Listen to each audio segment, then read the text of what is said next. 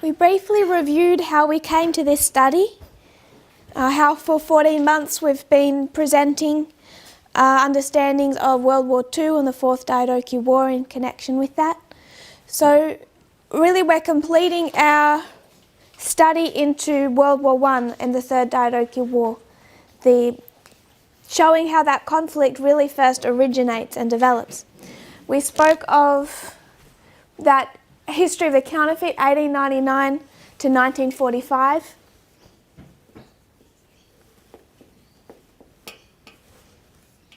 At every step, we're employing our methodology. At every step, we're employing parable methodology, I should say. And as we compare and contrast 1899 and 1945, that 46-year history, and we compare and contrast that with Millerite history, we're able to form a number of conclusions. One of the ones that I didn't remind us of this morning is that when we come to 1798 to 1844, you have the first and the second angels' messages. In this history, the First and the Second World Wars. And when we take Millerite history into our own, what do we do with the first and the second angels' messages? They overlap, they combine. That's something we've taught for many years, that there's a combination. Whereas in Millerite history you have the first and then you have the second. In our time, there's a combination work going on and they overlap. You find the arrival of the second at the empowerment of the first. And you see this overlap in our reform line. So when you take the world wars, the First and the Second World War, and you see them repeat in our time, what should you expect to see? The same thing, an overlap. It's just another thing to have in our minds as we make application. Every step of the history and then the application that we're making is built upon our rules of parable methodology. So we'd gone into the history of the Third Diadochi War. We'd seen the rise of Antigonus as he defeated Eumenes, really the two superpowers of Alexander's empire at that time. We see the defeat of Eumenes through treachery. We see Antigonus having these two allies, Seleucus and Python. We see Python becoming more and more powerful until Antigonus, feeling threatened by him, has him killed. We see Seleucus turning from his alliance to Antigonus, seeing that Antigonus is starting to act dictatorially. He flees from Antigonus and joins those other generals and and those generals start to come into an alliance to warn each other of Antigonus's behaviour and to work more closely together. They form an alliance and they send Antigonus an ultimatum. They tell him to stop acting like such a dictator, stop acting unilaterally, to start spreading out his power and also what he'd won through those wars. He refuses to do that, and instead he goes to war against the three allies, particularly against Ptolemy, who he's had long-standing conflict with. And he invades Ptolemy's sphere of influence, particularly Colsyria and the surrounding territory of Colsyria. This develops, he takes control over all the territory down towards Egypt. He leaves that territory under the protection of his son Demetrius. He travels up to start facing Lysimachus and Cassander. Ptolemy comes out and faces Demetrius at Gaza, and they fight the famous Battle of Gaza. Demetrius fights against the advice of his generals, and he is destroyed. His army's largely destroyed. He flees north, meets up with his father, and then Antigonus starts to retake what he's lost. Retake all the territory back down through Colsyria to the very borders of Egypt. Because of the Battle of Gaza and Antigonus's defeat, Seleucus becomes hopeful, and he takes a portion of men from Ptolemy and he goes back and he takes back control of Babylon. Once Antigonus has taken all that territory down to the borders of Egypt, he starts to feel confident, starts to feel concerned, that he's under threat from the Nabateans, the people of those eastern tribes, and also he's heard that Seleucus has retaken Babylon, overthrown the puppet master that Antigonus had left in Babylon and taken over. So Antigonus concludes the peace of the dynasts, signs a peace treaty with Cassander, Lysimachus and Ptolemy, and this frees him up to fight against Seleucus over Babylon, which he does from 311 to 309 BC. He loses that war. Seleucus acts very strategically, and he loses Babylon to Antigonus, but then he retakes it. There's some going back and forth. In the end, he takes back Babylon, and the people of Babylon have, through this war, become so against Antigonus, they hate him. Antigonus surrenders, he gives up, and he goes back west. Seleucus has final control of Babylon, and at that point, we mark the beginning of the Seleucid dynasty. And then you have a period of peace before the Fourth Diadochi War begins. So that's the history of this Third Diadochi War with Antigonus and his son against the allies. We went from the Third Diadochi War, which we know is connected to the Fourth, to a discussion of World War I, which we know is connected to World War II. We started to break down the Bosnian crisis, and the reason I've made application at the same time is because of the complication of these histories. Usually we just lay out the full line and then make our application. But when we're dealing with the Bosnian crisis and the Gulf War, both are fairly complicated histories, and I wanted us to remember the key points and how they connect. We drew that up here when we saw in the Bosnian crisis, we saw Russia really as being the power behind Serbia, but Russia was weak in 1908 because they had internal issues, and they just lost a war with Japan. Serbia wants control of Bosnia, but Austria-Hungary takes control of Bosnia as a sphere of influence.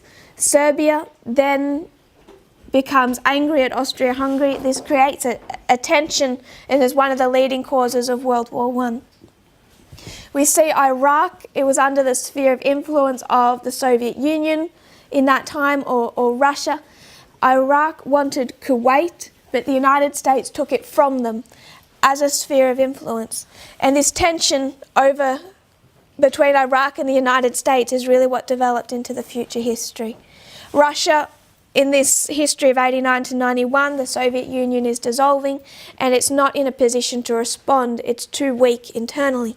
So we compared and contrasted the Bosnian crisis with the Gulf War, making application simultaneously so we could remember the steps. Then we continued our history of World War I. The Bosnian crisis of 1908 upset many of the Slav nationalists, and some of those nationalists formed a terrorist organisation known as the Black Hand. They struck back against Austria-Hungary in Sarajevo on June 28 of 1914 with the assassination of the Archduke. This was not the cause of World War I, but it was the occasion that Austria-Hungary needed. Austria-Hungary sends Serbia an ultimatum that Serbia was never going to entirely fulfill. But Serbia fulfills most of it, enough of it that the rest of the relevant countries, thought that war had been averted. Instead, Austria-Hungary does not accept Serbia's attempts to fulfill the ultimatum, and July 28, 1 month to the day after the terrorist attack, Austria-Hungary invades Serbia and war is declared.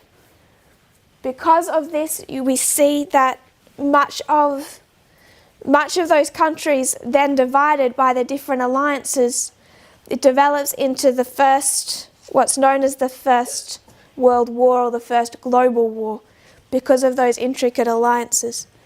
And it wasn't just Austria and Hungary versus Serbia. As we know, France, Britain, Russia all entered into that war.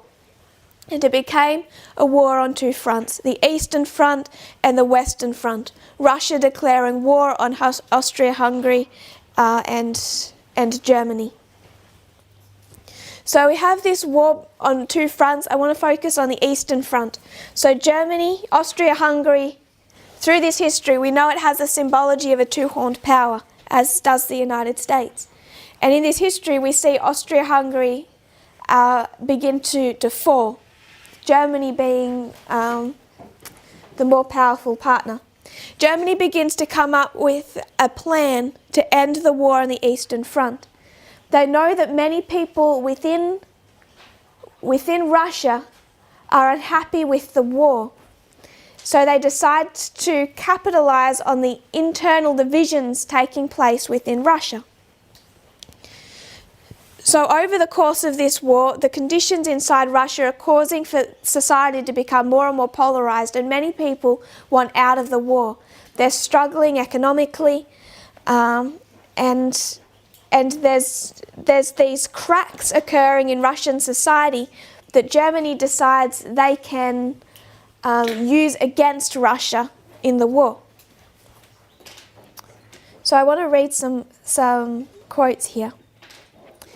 Germany comes up with a plan, and their plan involves an exile that had been hiding out in Switzerland for at this point 10 years. That exile was Vladimir Lenin. Germany decides to take Lenin from Switzerland. Germany takes Lenin from a self-imposed 10-year exile in Switzerland. They put him on a train, a sealed train, and they post him back into Russia. Germany financed his Bolshevik party and his return to Germany, not because they believed in his theology, but because Lenin had said that if he was to take over the Russian government, he would take Russia out of World War I. Ludendorff said, "Lenin will overthrow the Russian patriots, and then I will strangle him and all of his friends." Despite the war, Germany permitted Lenin and other revolutionary exiles to enter back into Russia in a sealed train that travelled from Switzerland and through Germany. Because it was a sealed train, they didn't have to legally recognise that he had ever been through Germany. Then he was sent on a ferry to Sweden and a second train to Finland. They arrived in Petrograd in Finland. The next day, Lenin published his thesis that denounced the provisional government as well as the First World War. He said that the revolution was passing from the first stage to the second stage, and it began the 1917 revolution. As Lenin was in transit from Switzerland through Germany and through into Russia, as he arrived in Germany, there's documents that speak of this affair in Berlin's Historical Museum. One of those documents is a telegram that was sent by a German diplomat to Berlin that reads, "Lenin arrived safely in Russia. He's doing just what we wanted." So what Germany intends to do to end the war on the Eastern Front is to send Lenin into Russia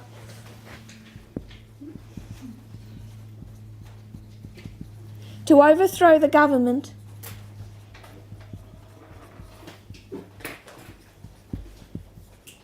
and remove Russia from the war. Lenin travels into Russia from March to, they call it the October Revolution. In our calendar it was November 8 of 1917. He overthrows the provisional government, takes control of Russia, begins the process of removing Russia from the First World War.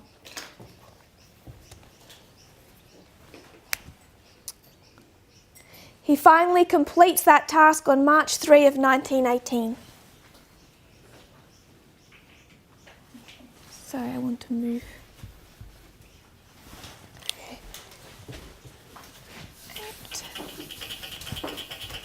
I'll just summarise that point.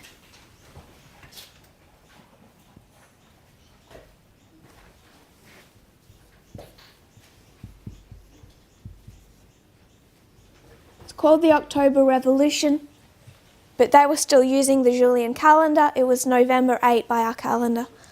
November 8 of 1917. Lenin. And he was sent or aided by Germany. That plan of theirs is successful. And on March 3 of 1918,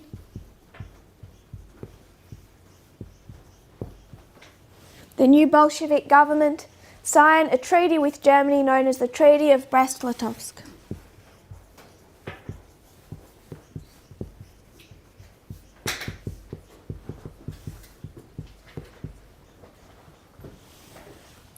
In the Treaty of Brest-Litovsk, Lenin ended the war on the Eastern Front, but at a great loss to Russia. He lost his spheres of influence. He also lost much of their territory, people, and resources. By the terms of the Treaty of Brest-Litovsk, Russia recognized the independence of Ukraine, of Georgia, and of Finland, gave up Poland and the Baltic states of Lithuania, Latvia, and Estonia to Germany and Austria-Hungary, succeeded areas to Turkey. The total losses constituted some 1 million square miles of Russia's former territory, a third of its population of about 55 million people, a majority of its coal, oil, and iron stores, and much of its industry. Lenin bitterly called the settlement that abyss of defeat, dismemberment, enslavement, and humiliation. But it was necessary. So Germany sends Lenin in to overthrow the government. He completes that November 8 of 1917.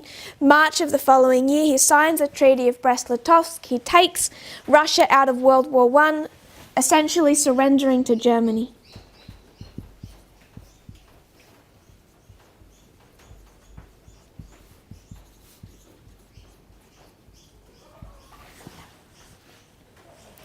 And this is the end of the Eastern Front.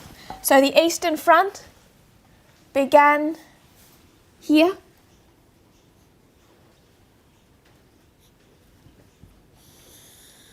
And ended here. Began around the same time Austria-Hungary invaded Serbia. Within a couple of days, all of that war was declared, and it ended with the Treaty of Brest-Litovsk. While Germany succeeded in this treaty on the Eastern Front in defeating Russia, they were losing on the Western Front. And they finally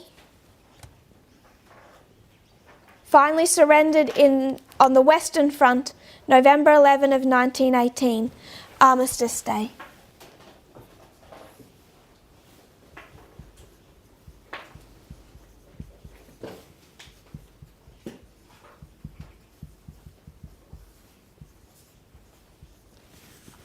So here you see Germany victorious, but the war on the Western Front is still ongoing, and on the 11th of November 1918, they surrendered. This abrogated the Treaty of Brest-Litovsk. Russia regained all that they had lost. The Bolshevik legislature on the 13th of November 1918 annulled the Treaty of Brest-Litovsk. In the year after the armistice, following a timetable set by the victors, the Germany withdrew its occupying forces from all the lands that Germany had gained through this Treaty of Brest-Litovsk in March.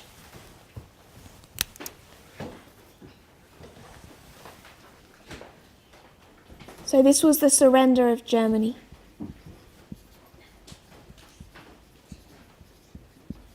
But when this peace was made, remember this is the First World War, did people really realise the extent to which they had lost?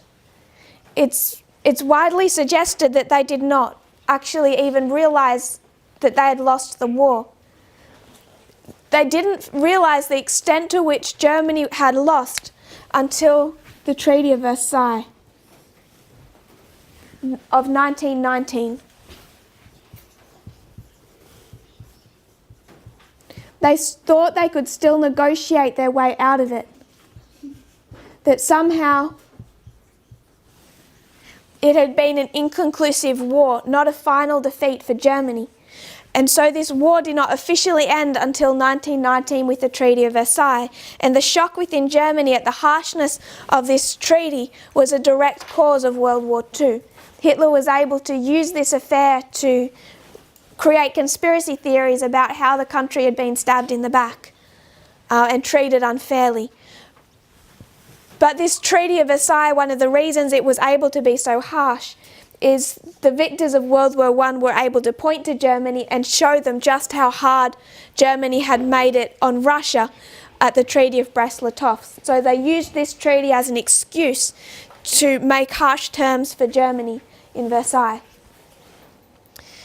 Quoting now from America's library, government website, World War I was finally over, the Treaty of Versailles. This first global conflict had claimed 9 million to 13 million lives and caused unprecedented damage. Germany had formally surrendered on November 11 of 1918, and all nations had agreed to stop fighting while the terms of peace were negotiated. So Germany still thinks it has some clout. June 28 of 1919, Germany and the Allied nations signed the Treaty of Versailles, formally ending World War I. So we find this progressive for until the official end.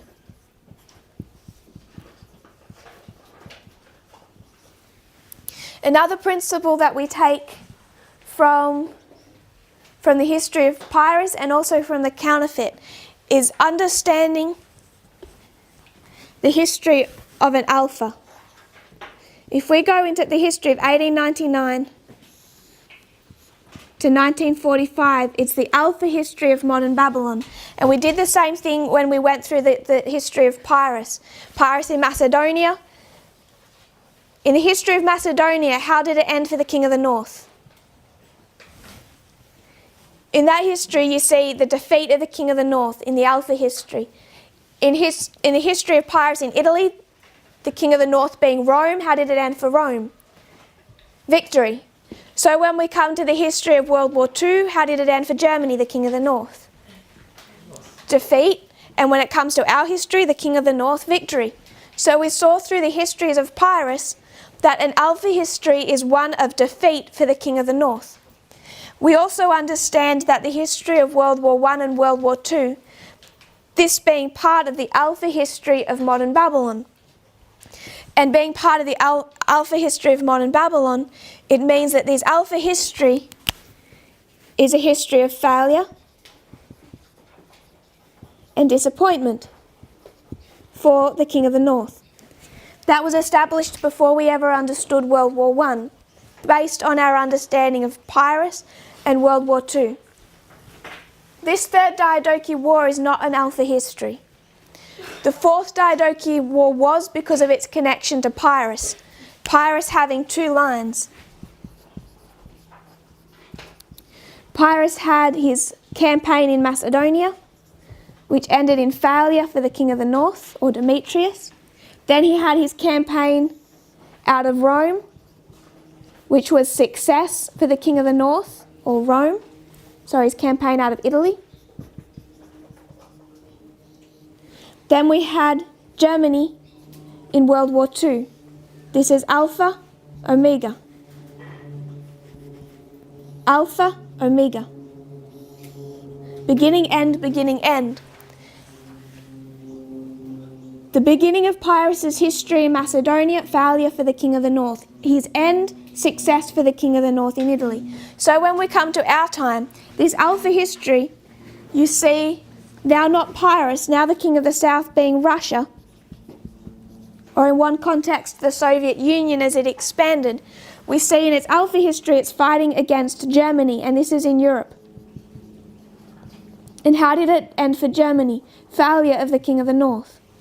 So when we come to the Omega history, The King of the North now being the United States, it's success for the King of the North. Within this Alpha history, there's two wars. There's World War I and there's World War II. So when we understood World War II, we understood that it ended in defeat for Germany or failure, but then when we made application of this time, when it came down into those battles between North and South, you had to flip it within application. It's the same thing when we discuss Millerite history. When we discuss the history of the counterfeit, it's a second witness for the same principle. When we understand the counterfeit from 1899 to 1945, 1945 was disappointment and failure for the papacy. They had a mistake within their message. 1844 was disappointment and failure for the Millerites. They had a mistake in their message. The only reason God's people are doing all work now is because the Millerite history was one of failure. They didn't complete the work. The only reason you see the papacy active today is because they also made mistakes in the history of World War I and World War II. It ended in a disappointment and a failure. I state this now so that when we make application of World War I, we know its context. And its context is as part of a history, of an Alpha history of failure. The same cannot be said for the Third Diadochi War, because in the history of Pyrrhus we had two histories, Macedonia and Italy. The Fourth Diadochi War being part of this Macedonian history. But this Third Diadochi War stands alone. It's not an Alpha or an Omega, which is why we only have the three lines overlapped. It's a history that stands on its own, but it gives us directly World War I. And we'll make application of it.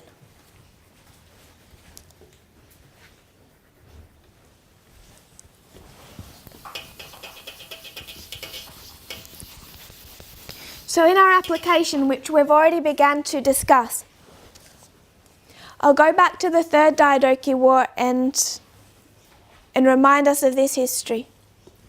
You have the Battle of Gabini, Antigonus versus Eumenes, two superpowers.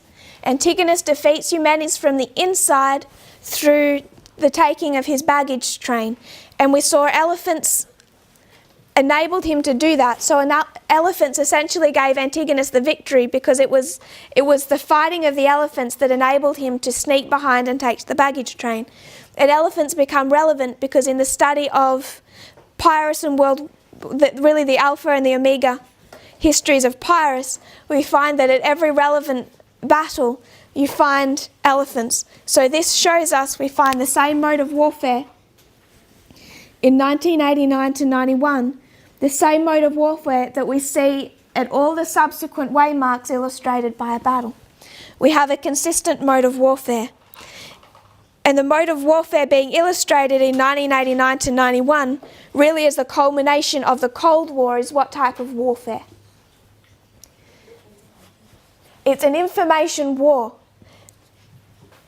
Through subterfuge, through information, and also through proxy wars. So any type of open warfare that you see in this history is essentially proxy wars, but the superpowers themselves only fight through strategy, through information.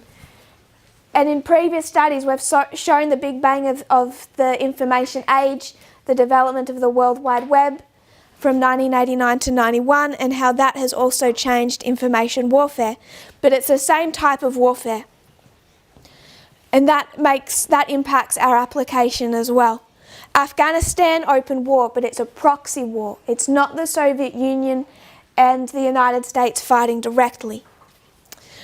Antigonus defeats Eumenes. The United States defeated the Soviet Union. Antigonus became the master of Asia, or the lone superpower, the same way the United States here became a unilateral superpower. Antigonus rejected globalism, which was what the other allies wanted, the same way the United States rejected globalism under Reagan and George Bush Sr. Quoting George Bush Sr., "There's no substitute for American leadership." They immediately acted upon that with their behaviour in the Gulf War with Iraq. And we went into that history. We see in the Battle of Gabini and in the prior war, Antigonus has had two allies, Seleucus and Python. The United States had two key allies, the Vatican in Eastern Europe and the Mujahideen in Afghanistan. It's the Python, the Mujahideen, who are actively in the service, fighting on behalf of the King of the North. We see Python start to build up a power base that Antigonus finds to be a threat. The Mujahideen formed the Taliban, took over the majority of Afghanistan and the government in 1996. The United States starts to see them as a threat. I want to read some quotes regarding this history.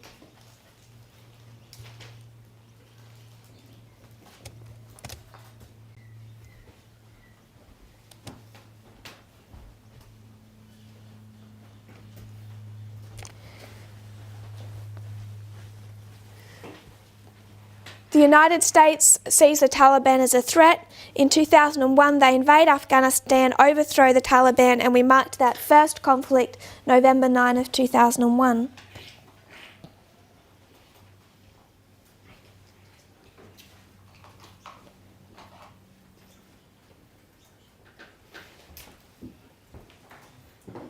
I just want to read a couple of quotes about this history regarding the United States alliance with John Paul II, or Antigonus with Seleucus, the parallel of that. A couple of quotes from this early history with John Paul. This quote is from April 1st, 1991, and it's John Paul's response to the Gulf War.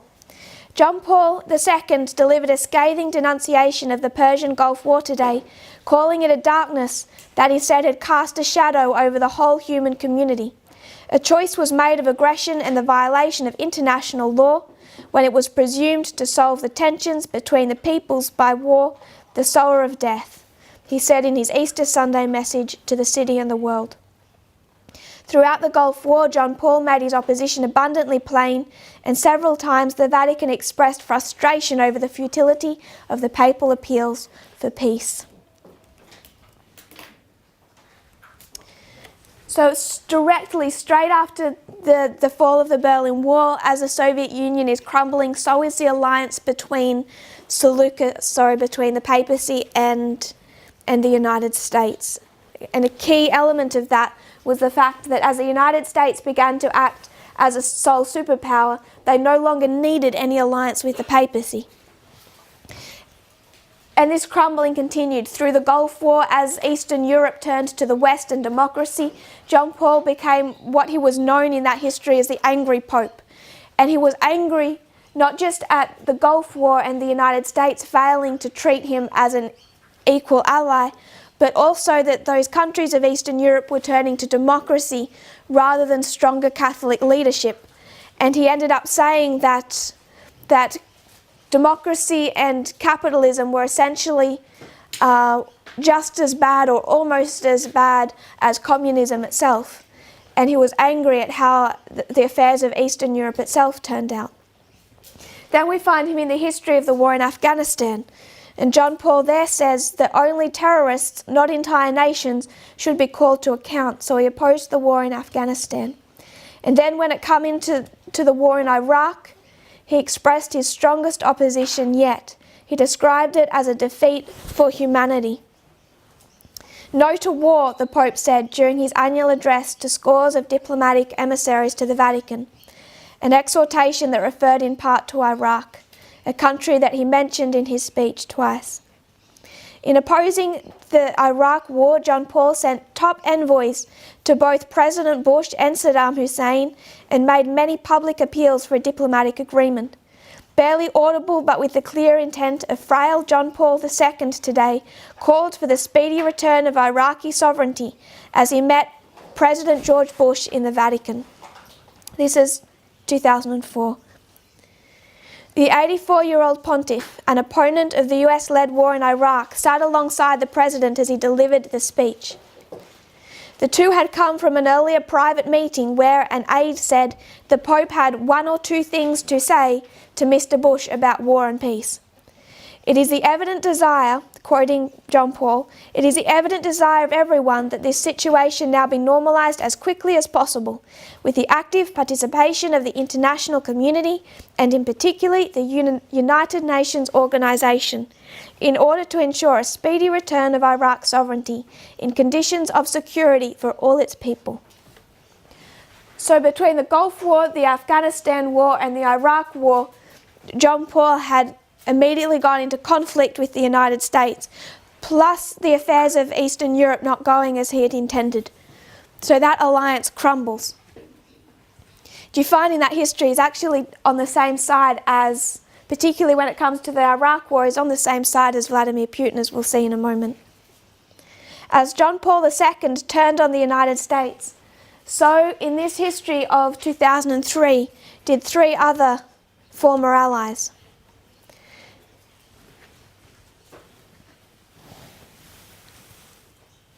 We connected the Bosnian crisis. I won't repeat that. We see how Serbia and Bosnia typified Iraq and Kuwait, and that they were just spheres of influence of two bigger powers. We saw how this led to a terrorist attack, so we connected to 2001, not just this Afghanistan war, but behind it, this terrorist attack. So we've brought down both histories. We've brought down the war in Afghanistan, the 9/11 terrorist attack, both connecting to World War I. Now we find we have two ultimatums to connect. In the history of 2003, the United States wants to invade Iraq. They have sent an ultimatum to Iraq. Throughout this history, there's actually been quite a few ultimatums, and much of the world thinks that Iraq has actually fulfilled enough of those ultimatums to at least avoid imminent war. Three former allies of the United States band together, and they send an ultimatum to the United States, and they tell George Bush that if he tries to go to war with Iraq, they'll block it through the UN. Those three allies being France, Britain, and Russia.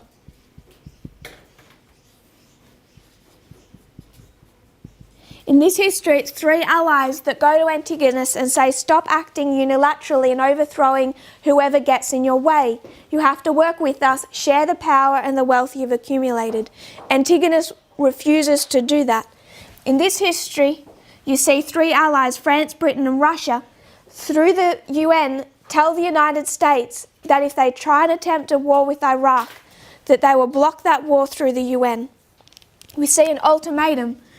Another ultimatum, we see Austria-Hungary send an ultimatum to Serbia. And we also saw the United States send an ultimatum to Saddam Hussein.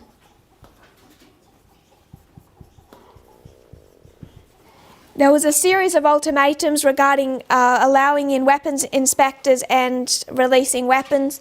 Some of those have been complied with, but increasingly not. Still, the majority of the world didn't see war as necessary at that point in time. And they send this final ultimatum that orders Saddam Hussein to leave the country along with his sons in a 24-hour period, or they will invade Iraq. So there's this final harsh ultimatum that Saddam Hussein will not cave to. So he's caved to some, but not all.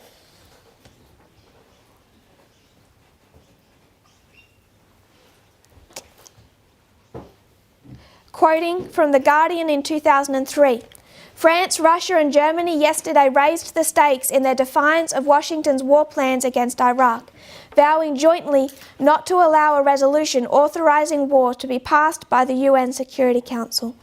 At a hastily convened meeting in Paris, the three foreign ministers of the anti-war axes hardened their stance against military action and in favour of inspections 2 days before the UN Chief Weapons Inspector is due to report to the Security Council. Quoting the French Foreign Minister, "We will not allow the passage of a planned resolution that would authorise the use of force." He refused to say whether France was prepared to use its veto to block a new resolution already tabled by Britain, the US and Spain that would give the green light to the use of force against Baghdad. But he said, Russia and France, as permanent Security Council members, will fully assume all their responsibilities on this point. We are totally on the same line on this as the Russians. So you see, France, Britain and Russia, all on the same line, opposing any war with Iraq.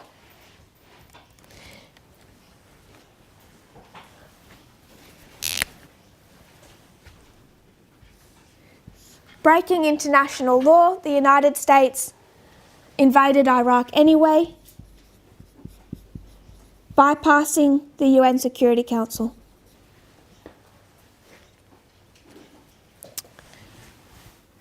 When Antigonus refused the ultimatum of the three allies, his response to that was to invade Ptolemy's sphere of influence. And who is Ptolemy? In our lines, who is he most associated with? King of the South. So Ptolemy is acting as the king of the South in this history. When Antigonus invades Col Syria particularly, and some of the regions surrounding, but you can summarise it by Col Syria. When Antigonus invades Col Syria, he's invading the sphere of influence of Ptolemy.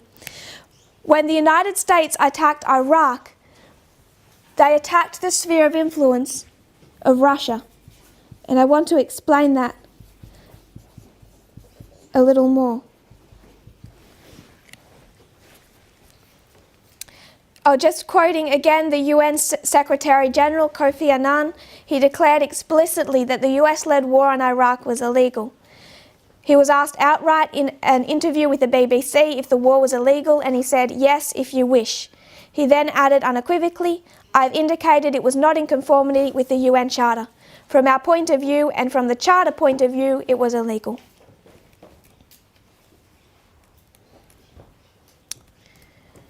I just want to give some evidence for the connection or the alliance between Iraq and Russia. Most discussions of Russian interests in Iraq focus on economic factors.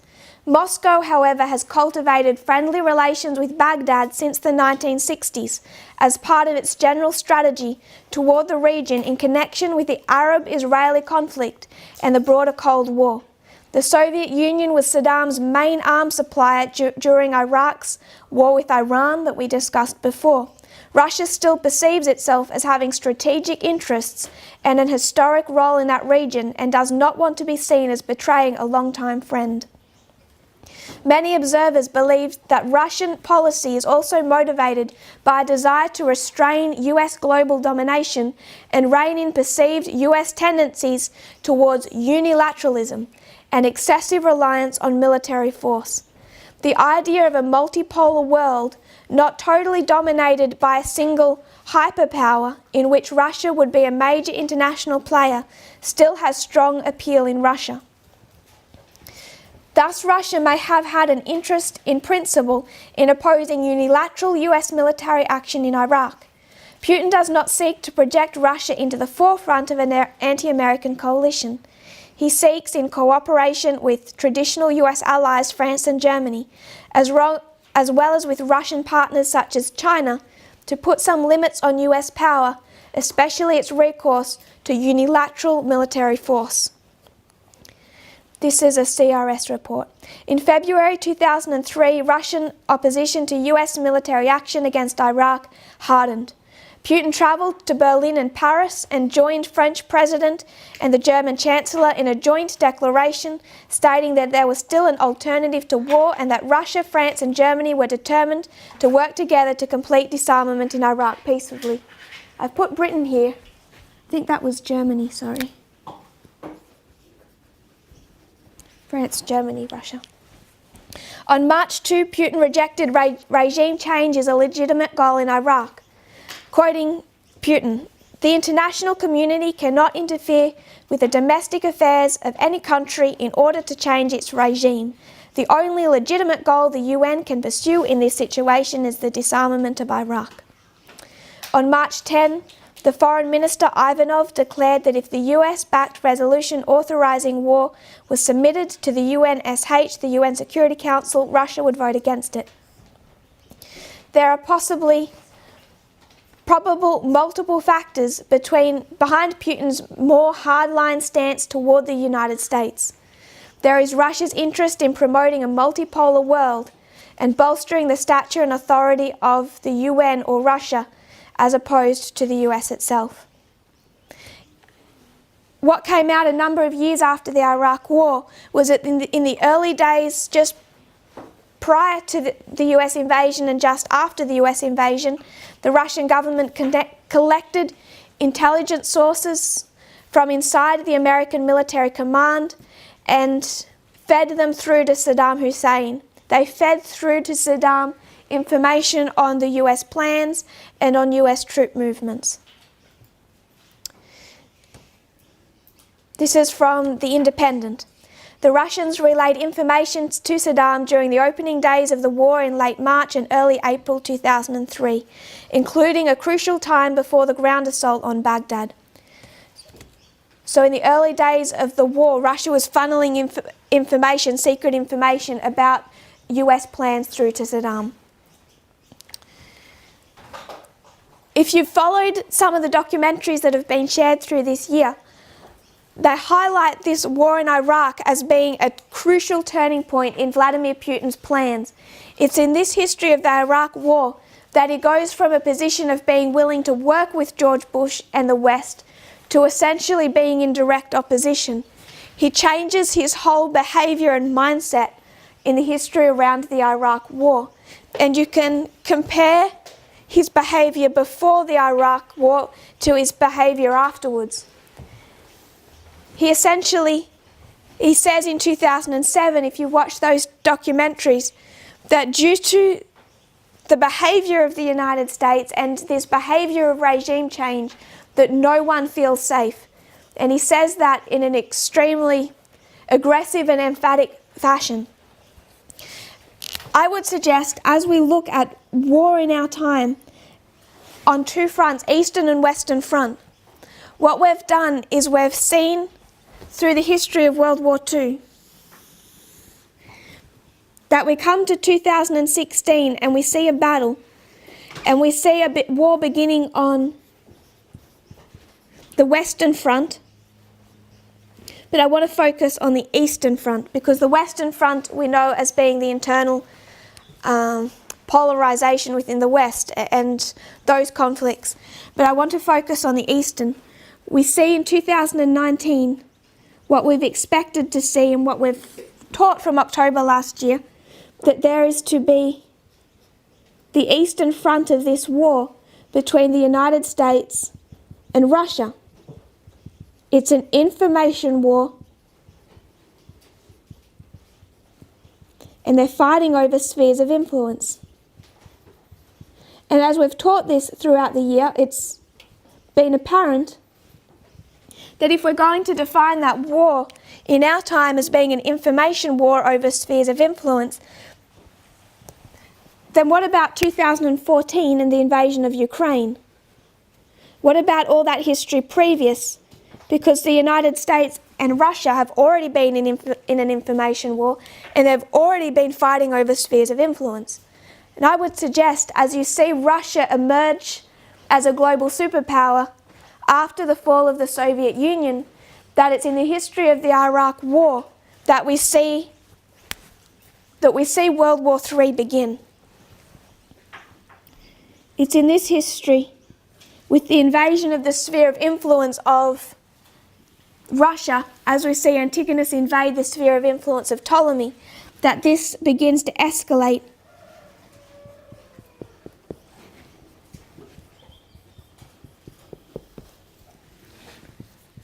Between Russia and the United States.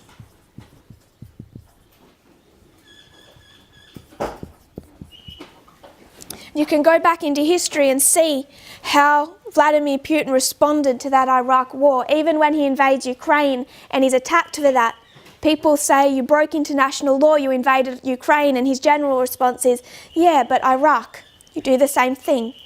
So he certainly hasn't forgotten the behaviour of the United States in 2003.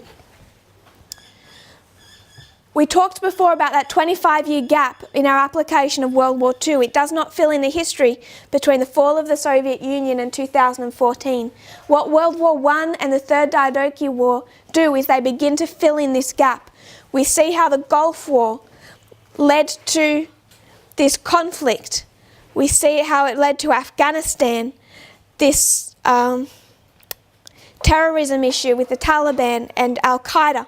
We see how it led to this ultimatum, how there's two ultimatums between the three allies against the King of the North and also against the King of the North and his opponent. The three allies, France, Germany and Russia, against the United States, and also the United States against Saddam Hussein. This developed into the United States attacking the sphere of influence of the King of the South. Iraq 2003 in application. This is where both fronts of that war develop. Internal polarization in the West, also the Eastern Front turning Vladimir Putin more and more against the United States. So what Vladimir Putin needs, remember, now we're into the history of war, and this is a history of failure. So what do we have to do? It all starts to get switched. This is failure for the King of the North. This is success for the King of the North. So you have to start switching. The King of the North comes up with a plan to end the war on the Eastern Front by taking a revolutionary, sending him through to overthrow the government in Russia. We flip that.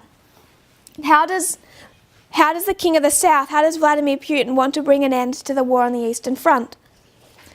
This Eastern Front having continued from 2003 with Yemen, with Libya, with Ukraine, with Syria, all of these countries where they're fighting over spheres of influence, how is he going to bring that to an end?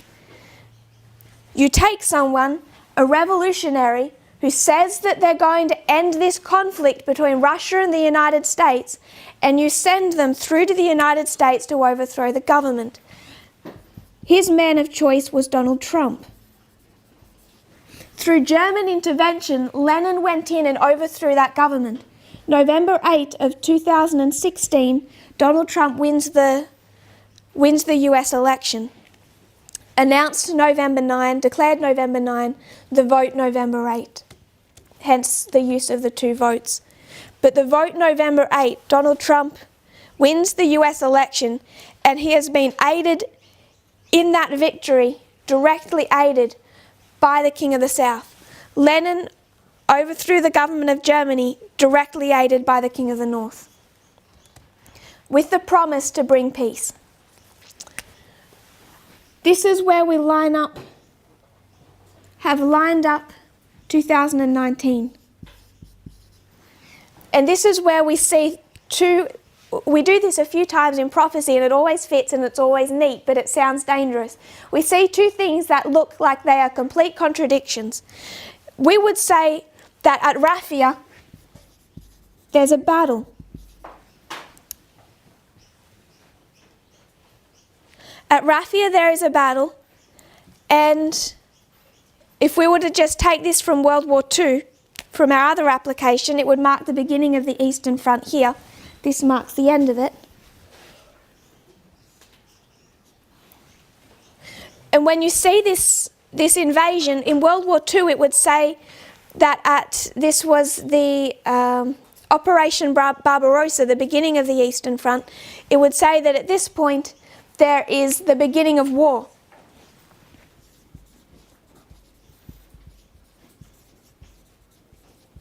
So World War II says that in 2019 the war between Russia and the United States begins. World War I says in 2019 the war between Russia and the United States ends. So you have two seemingly opposite descriptions of what was to take place this year. One says war, one says peace. And they seem contradictory, but I want to suggest that they're not, and it's actually quite perfect depending on which perspective you want to take it from. So World War I is going to give you the history of conflict from 2003 to 2019. And we could go into this history and we could discuss Libya, Gaddafi, how that went down between Russia and the United States, or Yemen, which is still ongoing, Ukraine, Syria, beginning from 2011. They've wrestled over these spheres of influence all through this time. And now we come to this history, and World War I says this is where there's peace. It's all come to an end because Donald Trump has come into the United States, he's overthrown the government, now peace has been declared, and now he's going to act on that peace and properly stop these conflicts over spheres of influence. I would suggest that we've actually seen that fulfilled. World War II comes in and it says there's peace in this history because you see Hitler, Stalin go into an alliance, they're working together, there's trade agreements, and that here is where the Eastern Front begins. So this is World War I. The Eastern Front of World War I. This is the Eastern Front of World War II. And the reason I would suggest that this still fits perfectly is because what does peace look like? Peace is defeat. There may be peace declared here, but the Treaty of Brest-Litovsk was a clear defeat for Russia. They lost their sphere of influence. The same way as Operation Barbarossa, when Hitler invaded the Soviet Union, he took over their spheres of influence. It was the beginning of stage 2 of the conflict. World War I Eastern Front, World War II Eastern Front. And you have this waymark dividing the two histories where it looks like peace, but is in reality a defeat. In the history of failure, it's a defeat for the King of the South. Flip it. In the history of success, it's a defeat for the King of the North. But we know that we're now entering into the second phase of war on the Eastern Front. This being given to us by World War I, this being given to us by World War II. And it shouldn't come as a surprise that the Western Front has continued throughout all of this history, which we see every time we turn on our news. So we see at the Battle of Gaza, the defeat of the King of the North by the King of the South. And we come down here, we see the defeat of the King of the North, the United States, by Russia. We understand that it's a conflict over spheres of influence, and we understand that in World War I it's symbolised by this peace treaty. But we know how this conflict ends, and we know that it ends with the defeat of the King of the South at Panium. Just so Russia surrendered to Germany here, but Germany was facing a war on the Western Front, and they were also being worn down with that war. And so on Armistice Day 1918, Germany surrenders. So we know at Panium there is the defeat of the King of the South. It's that Western Front that wears down Germany. But when that Western Front comes to a resolution, it automatically absolves, it fixes this prior defeat. When Germany surrenders here, the Treaty of Brest-Litovsk is dissolved. So Russia's victories here in these spheres of influence, we already expect to be undone in the history of Panium. USA would defeat the Soviet Union.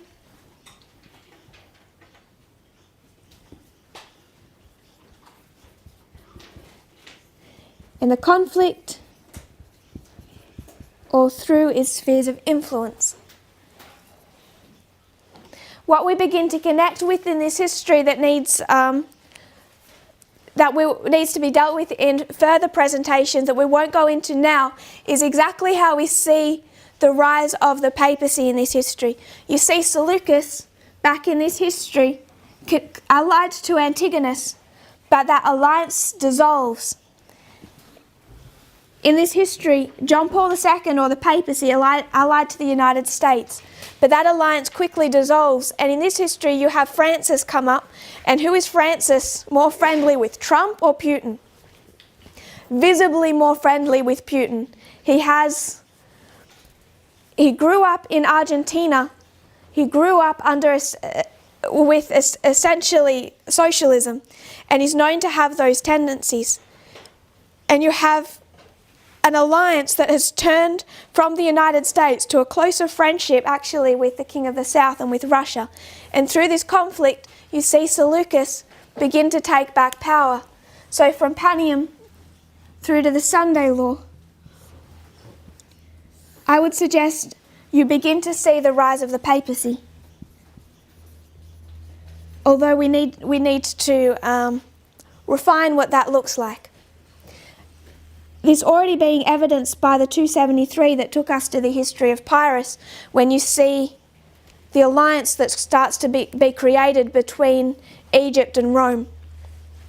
But through this conflict,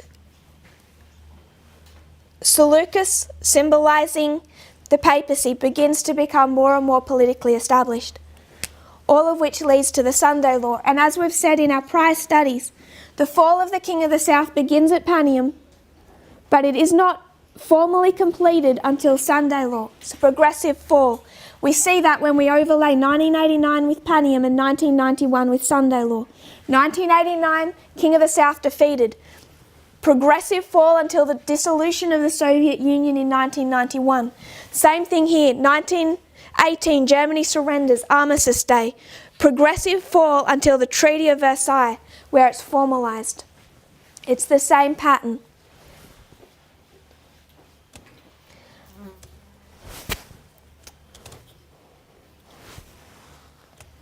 In closing, I know that we're out of time.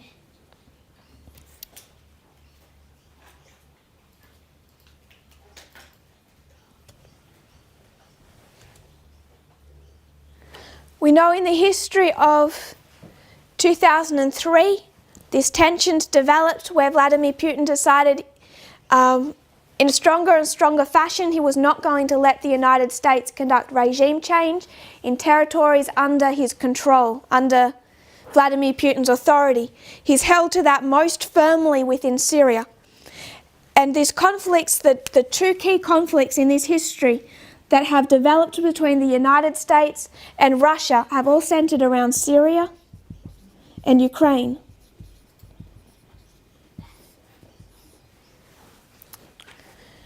Both of which you can particularly mark in 2014.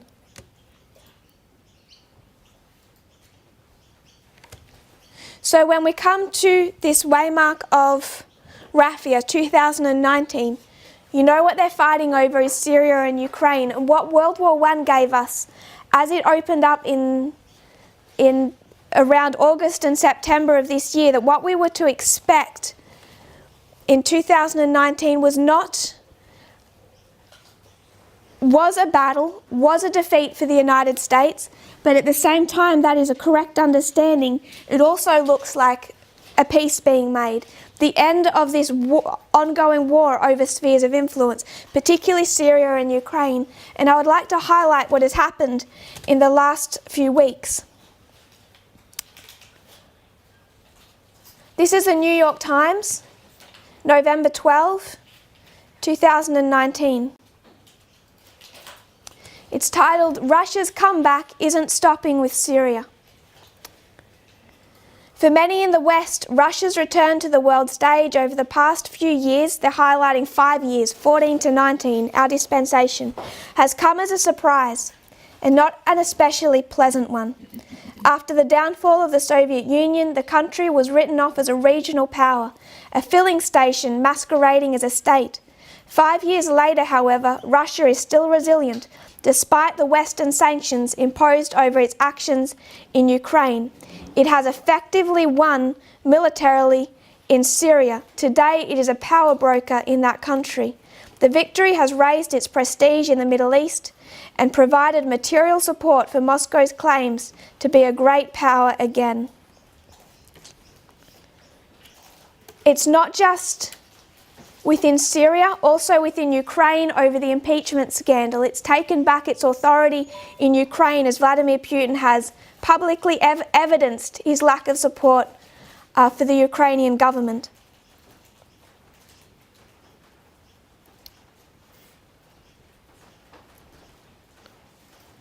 Russia's achievements in the Middle East go way beyond the success in Syria proper.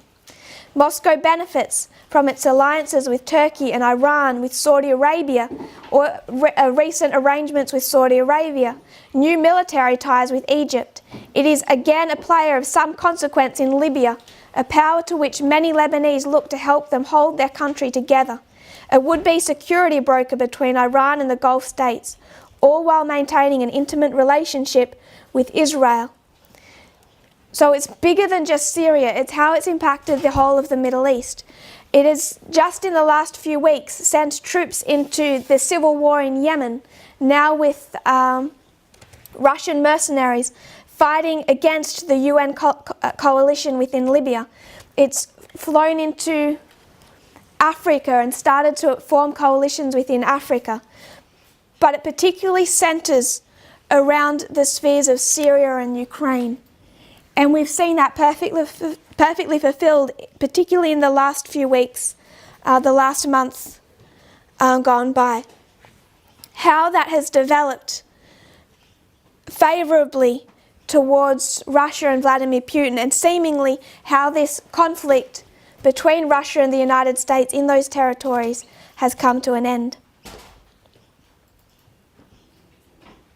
There's another article by the ABC News. Who reaps the rewards of Donald Trump's chaos in Syria and Ukraine? Spoiler alert, it's Vladimir Putin. It's been well publicised how these events have been a victory, much needed strategic victory for Vladimir Putin. We're out of time, so we won't go into the developments in Africa and Yemen. But if we just focused on Syria and Ukraine, you can see how Donald Trump's actions in the last few weeks have been, as these news stories highlight, a strategic victory for Russia. But we know that this is the ending of phase 1 of the Eastern Front, and that there is a second phase that here begins. Our last point before we close is, as we discussed World War II, we were able to see that Donald Trump fulfilled many of the characteristics of Hitler. And I don't just mean that to be mean or to sound something ugly like he's Hitler. He literally, in many ways, fulfills that characteristics. The way Hitler used propaganda and a cult of personality, how he campaigned, his rallies, all have close similarities to how Donald Trump conducts himself, particularly through Twitter and through other avenues. But what I want us to also see is how close he is to Kaiser Wilhelm.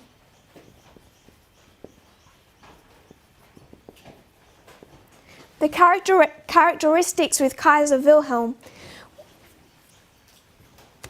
a separate line, separate to this, if we were to look at 1890, you have a power player in Germany, Bismarck, who'd united all the German states, formed the German Empire, defeated France.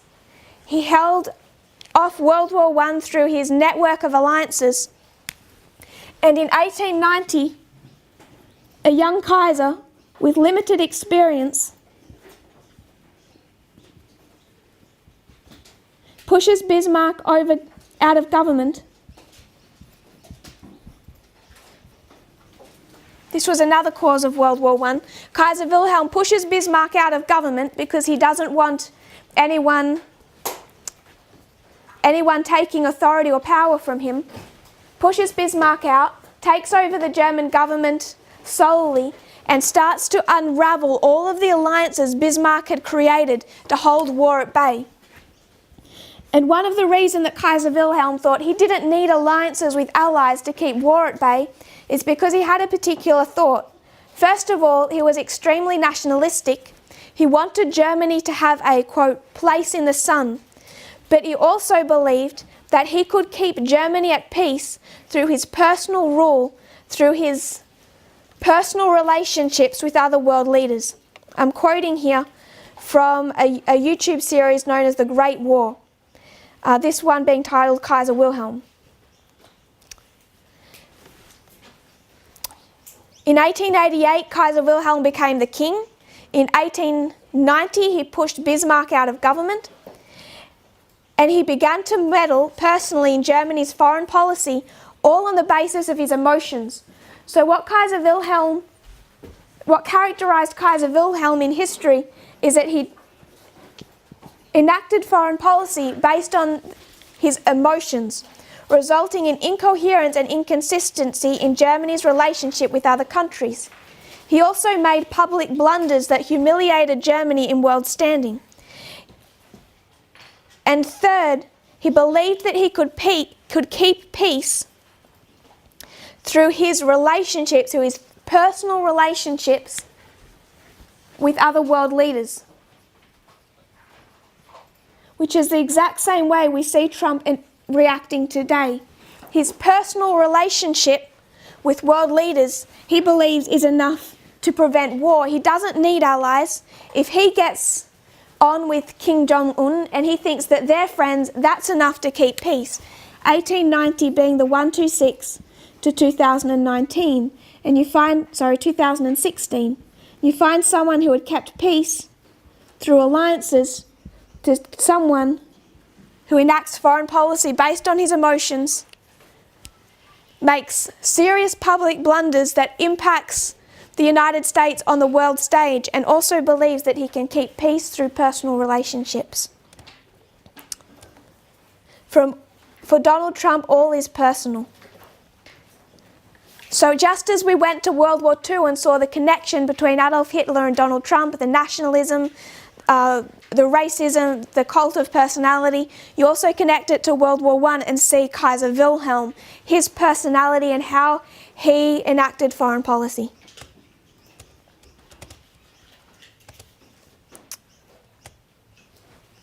This is a repeat of what has been, what was studied in Germany.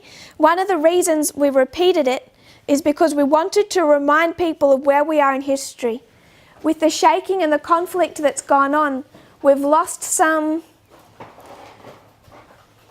The fear was that many people were not paying proper attention to what is happening externally, and they're missing key important events. People say nothing much has happened. How many impeachments have there been in US history? Not very many. And I would suggest that the one we see now is extraordinary. We are in extraordinary times, and we cannot come down from our tower. We can't come down from being watchmen and just engage in conflict with each other, with our former brethren. We need to keep on track and remember what these lines were opened up to teach us. They only opened up, these lines particularly, around the middle of this year. And they opened up at that time to give us a greater understanding of what we were to expect between Russia and the United States. Many of those expectations already fulfilled. We have to be watching these external events, and if we haven't been watching, we need to go back and catch up. But I do want to remind us, now that we have looked at these events, just what the other alternative is. When those opposing this message left the movement, Elder Jeff said that he believed our lines, he believed the lines, he didn't accept the application. Even before he said that, the minute I knew they were leaving this movement, I did say in Germany, in the German conference, that as they started to reject this message, they were going to find themselves, those who left this movement, in a more and more untenable position. We have had information increasing in this dispensation from 2014 that tells us directly where we are in history. And we come to this history, and just as prophetically illustrated and expected, there is a shaking and a division between those who accept the third angel's message and those who do not accept the third angel's message. And I stated in the German conference that as they rejected this message, they would be forced to backtrack. And they would be forced to destroy the truths laid out in this history until they had no anchor except for 9/11. The reason I joined this movement is because I went to an Adventist church, various Adventist churches, and soon realized that they have no understanding of where the world is prophetically after 1888. That's over 130 years where Adventism cannot give an explanation of 2 world wars, of the conflict happening today, and of anything in between. That is what this movement, one of the reasons this movement is here, one of the reasons that we were raised up is to give a prophetic explanation of where we are in world history. And Adventism cannot do that. They're over 130 years behind in understanding what is happening externally, which is why they have no idea what Trump is or what is happening. And many siding with him because they cannot have the visibility to see that church and state are combining under Donald Trump. The exact same thing happens to people who leave this movement. As these truths are rejected, now we come down, it's November 16, 2019. Elder Jeff has said that Theodore was the one who came up with the date of November 9. They have deleted all of the videos off YouTube that were done last October, all the videos that laid out World War II and the Diadochi Wars and Pyrrhus. The position they find themselves in is with no prophetic explanation for anything subsequent to 9/11. Worse than that, they've started moving the second angel. Once they move the second angel, they've lost 9/11 itself. But I would ask, if they lay claim to understanding 2019 and they say that they were the ones that came up with this date, where is their explanation for it? Because they do not accept the lines that have been laid out by the Midnight Cry message. And if they reject those lines, the only alternative is they have to go back to their original position. Their original position was where they could not explain anything between Russia and the United States throughout this history. They could not explain the Iraq War. They could not explain 2014 or Ukraine or Syria. They need to go back to their original explanation of war as being a hot war. They need to go back to saying that sometime in this history there's going to be a hot war between Russia and the United States. They won't do that. They can't do that because it's already too late and there's been no hot war. They've played a game of Jenga and they don't realise just how much they've lost. Without the message they're rejecting, they cannot explain any of this. They cannot explain this year, even while they claim to be the ones who brought this year to the movement. The challenge that people face who leave the movement is they have no prophetic eyesight of where we are. And the reason that they don't have any eyesight is because they've returned to the Laodicean condition of Adventism, which is a rejection of a prophetic message. Just as Adventism doesn't have a prophetic understanding, neither does FFA or Elder Jeff. It's only through these lines and the Midnight Cry message that we can come to Raphia and understand what it is and what happened. And connected to that, only through that understanding have we been able to explain this conflict between Russia and the United States all the way from 1989 forward. These lines are powerful. They have nothing to teach us. FFA has nothing to teach their own people now, other than concepts of some type of a strike in Nashville. But they have no lines to explain where we are in Earth's history or what is happening between Russia and the United States. These lines are powerful, and I would encourage everyone who remains in this movement, if you've been distracted from following the external events, go back and catch up, however long that takes, to see what has happened these last months within the papacy, with the Amazonian Synod, within Syria, within the impeachment, within Ukraine, within Africa, and within Yemen. And for those that have left this movement, give a prophetic explanation or accept this one. If you kneel with me, we'll close in prayer. Dear Father in heaven, thank you for our blessings. Thank you, Lord, that you wish to educate your people. Lord, we know the Laodicean condition. It's not moral, but a loss of a prophetic understanding of where we are and what we must be as a people. Lord, I pray that we'll have our prophetic understanding. We know that you still have more to teach us, but may we in no way doubt your leading in the past. I pray, Lord, that as these lines are laid out, as we remember the lines that have been laid out over the last years, that we'll feel stronger and more established, that this movement has built its house upon the rock. When the shaking comes, Lord, it cannot be swept away because these lines are our rock. And we understand, Lord, that you have established us on a prophetic message with a prophetic methodology that will not shake us when storms come. I pray, Lord, for those being shaken. For different reasons, they haven't been able to watch. And some of them just have neglected. I pray, Lord, that those that are still in the valley of decision, Father, may they realize the danger of their position. May they see the strength of the lions. May they see, Lord, that you do not bring us to such a time without a prophetic explanation, a prophetic eyesight of where we are in world history. Please prepare us for the times that are coming. We know that while in one sense this is a conclusion of a matter, that it's also the beginning, that we have not just the methodology of cutting our lines, but of progression, and with progression things will only escalate more and more. I pray that you'll prepare us for that, both in heart and in mind. Thank you, Lord, that we can come together as a group and study these things. I pray, Lord, for more and more eyesight as to where we are. In Jesus' name I pray. Amen.